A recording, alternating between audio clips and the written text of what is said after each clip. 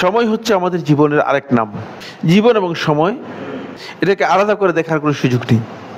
কিন্তু ছোটোবেলায় আমরা যখন মুড়ি টিনে করে বিভিন্ন জায়গায় যেতাম, তো গাড়ির মধ্যে লেখা আছে যে সময়ের চেয়ে জীবনের মূল্য অনেক বেশি।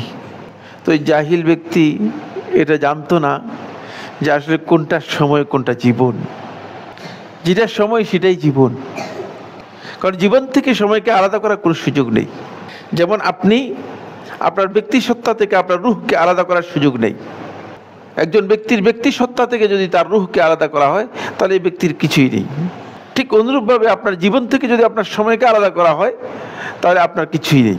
সুতরাং জীবন এবং সময় দুটি একই বিষয়। আসলে এই কনসেপ্ট না জানার কারণে আমরা হয়তো মনে করেছি যে মানে জীবনটা খুবই গুরুত্বপূর্ণ সময়ের চেয়ে।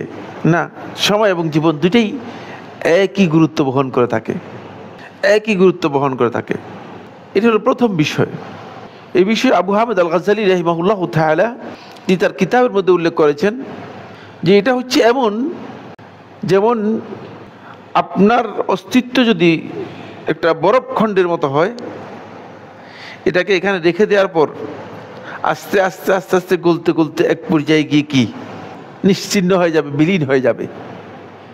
ঠিক মানে সময়টা আপনার ওই জীবনের সাথে এইভাবেই জড়িত।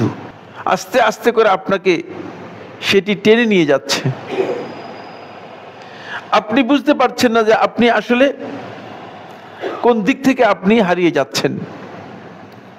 সময় আপনাকে সেদিকে নিয়ে যাচ্ছে।